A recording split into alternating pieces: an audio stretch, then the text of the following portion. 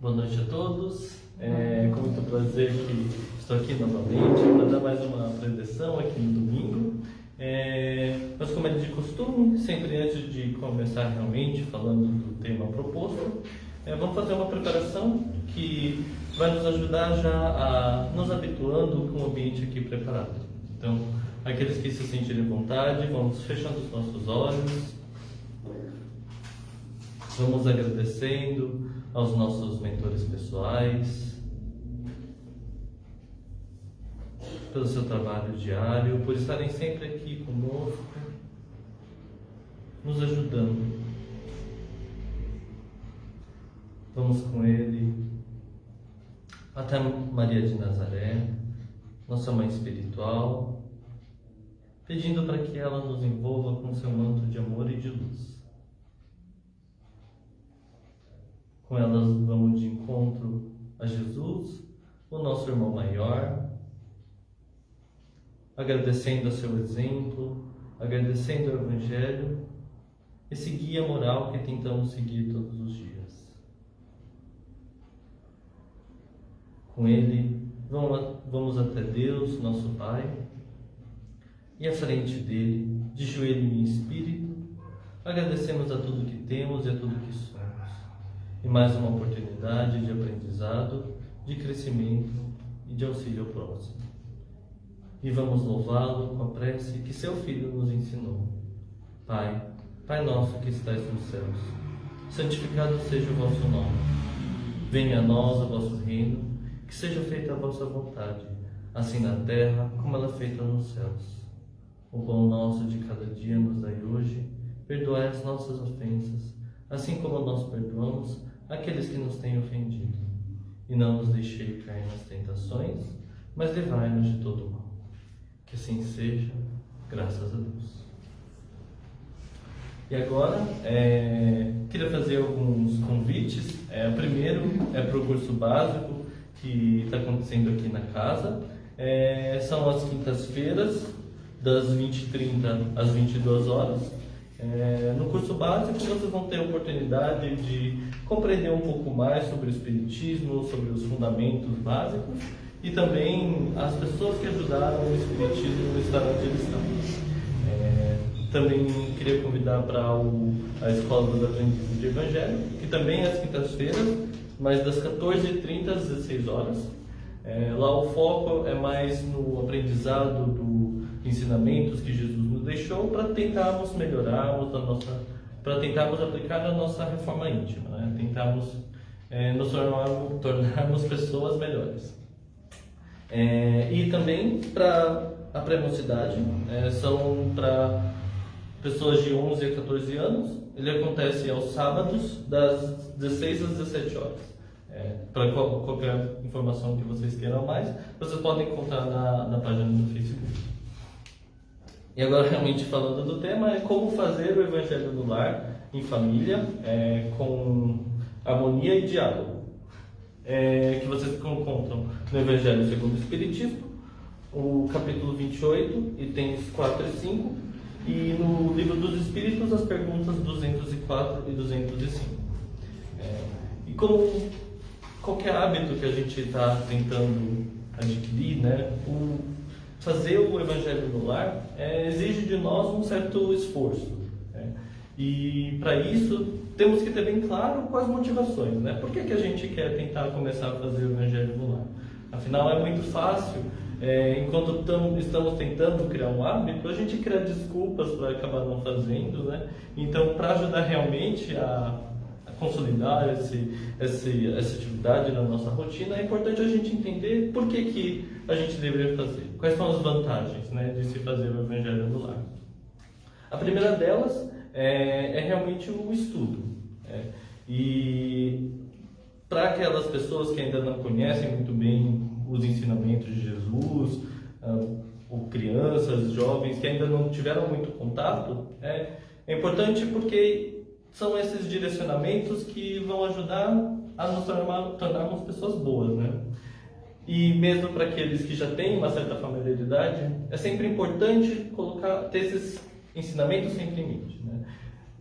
durante o nosso dia a dia, a gente consegue observar como em muitos momentos a gente ainda falha em seguir exatamente as recomendações, mesmo a gente até conseguindo fazer, né? Mas perde a paciência, fica frustrado com alguma coisa. Então, ter sempre em mente, né, esses ensinamentos, essas ideias, é importante para até nos ajudar a aplicar tudo isso, né, no nosso dia a dia. O segundo benefício é que é um momento de união na família. Então, especialmente nos dias de hoje, a gente nota como é difícil reunir a família inteira, né? Como é difícil todo mundo estar junto em um momento, compartilhando, mesmo que não falando diretamente um com o outro, mas é um momento compartilhado, né? Parece que mesmo juntos, às vezes distraídos com outras coisas, os afazeres, o celular, enfim. E o Evangelho no Lar, ele é uma oportunidade de realmente ajudar a unir a família. É um momento em que todos tentam estar conectados e pensando nesses ensinamentos, que no fim é falar sobre amor, né? Falar sobre união, falar sobre harmonia dentro do lar. Também, como o Evangelho traz esse ambiente de união, traz esse ambiente de pensamentos positivos, atrai para nós outros espíritos com essas mesmas intenções, essas intenções de fazer o bem, de ajudar. E com isso torna mais fácil o auxílio delas durante o dia a dia, e por isso é também importante esse momento. E um último motivo que eu queria falar, antes de realmente falar como fazer, é que o Evangelho no Lar serve como uma limpeza do nosso ambiente, do nosso lar, né? Porque se a gente pensar quando a gente sai na rua e a gente acaba se sujando, pisando numa lama, alguma coisa assim, fica sujo e a gente acaba sujando a nossa casa, se a gente não tomar os cuidados. E a mesma coisa com os nossos pensamentos, os nossos sentimentos. Se temos dentro do nosso lar algumas dificuldades, alguma raiva, mágoa, frustração, isso também acaba poluindo um pouco o nosso ambiente do lar, né? E por isso é importante o Evangelho, que isso ajuda a eliminar um pouco dessas energias. Então, por isso que é tão importante a gente tentar, né, fazer o Evangelho. E como realmente fazer? O primeiro passo para fazer o Evangelho é determinar um horário e um dia para se fazer o Evangelho.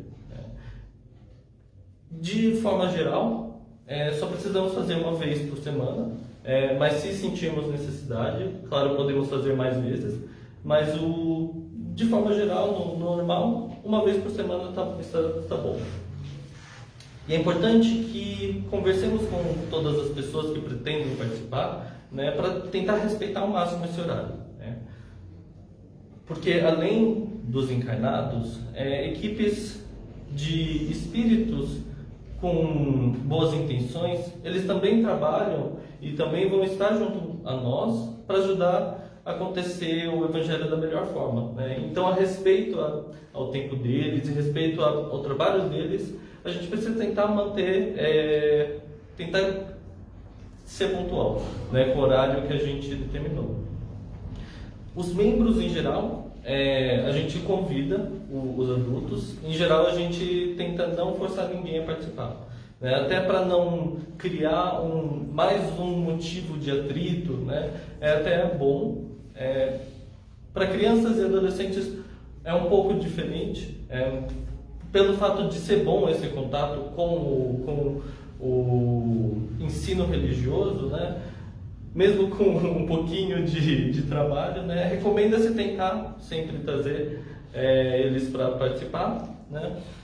E basicamente, e mesmo se ninguém quiser participar, podemos sempre fazer sozinhos, né? E durante todos os passos vocês vão ver, mas mesmo fazendo sozinho, é bom fazer em voz alta, né? Como vão ter outros espíritos conosco, também para eles escutarem e ouvirem o que estamos pensando.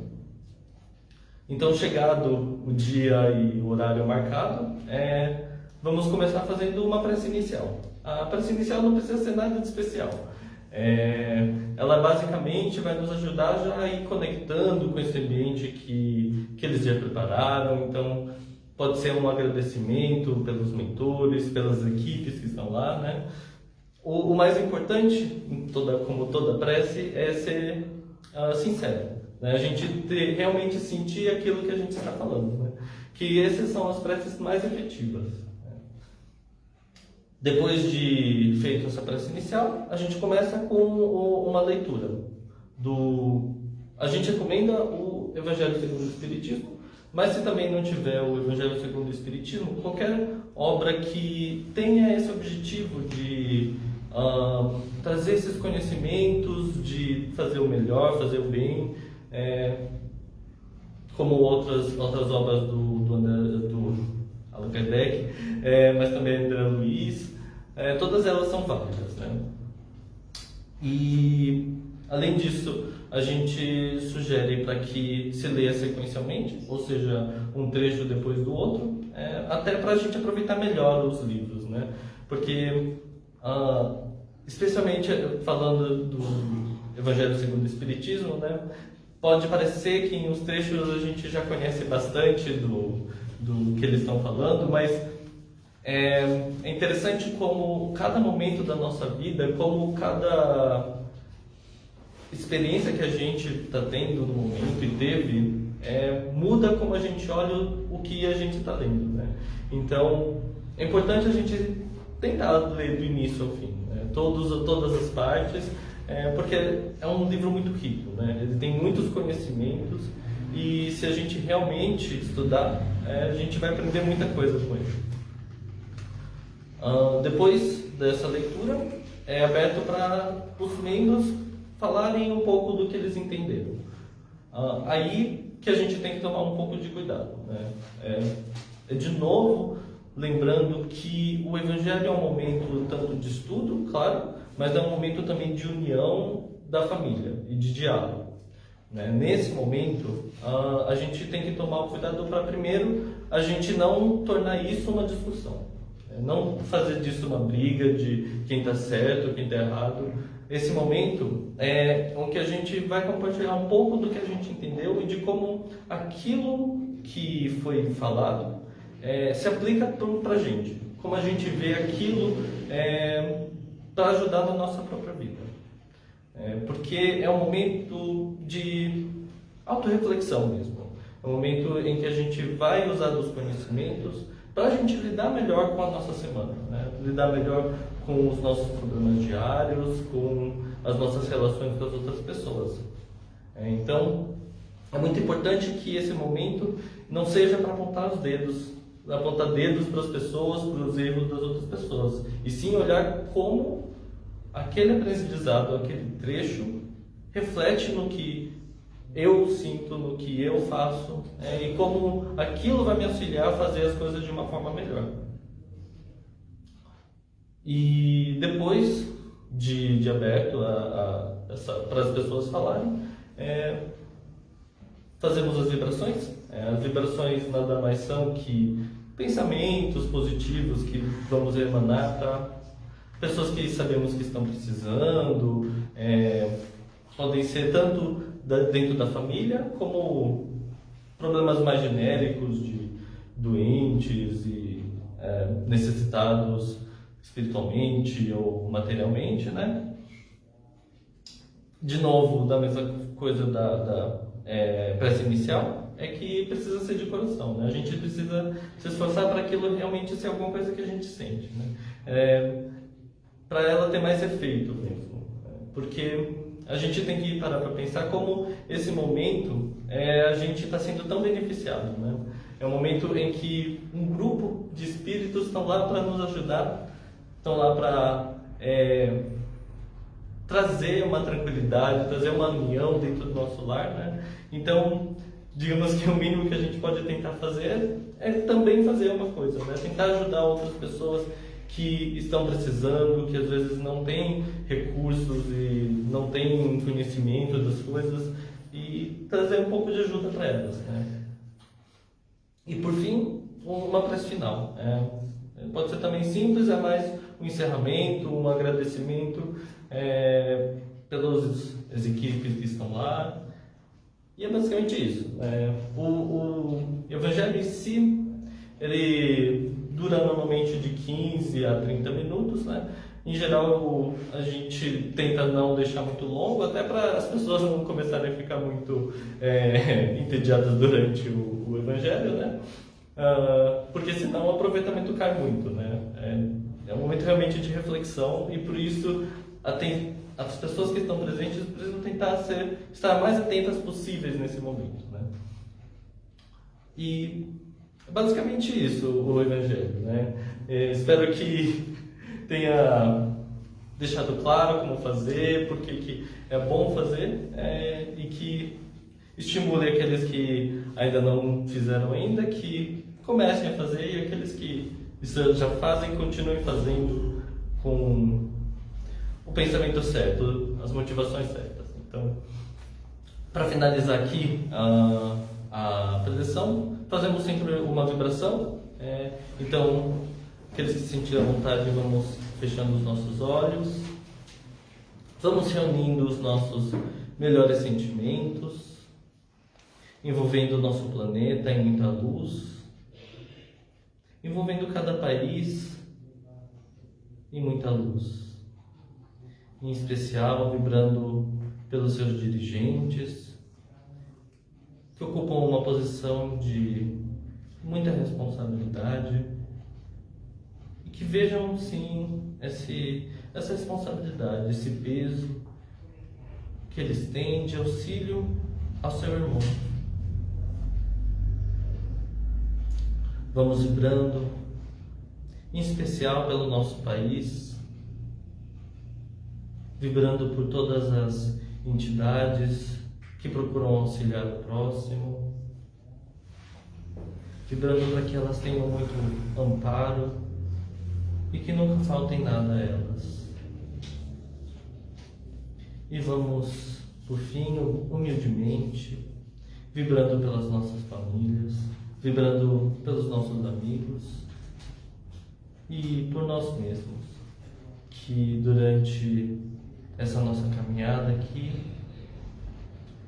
sempre estejamos tentando fazer o nosso melhor, caminhando para o bem sempre. Que assim seja, graças a Deus. Obrigado. Até a próxima.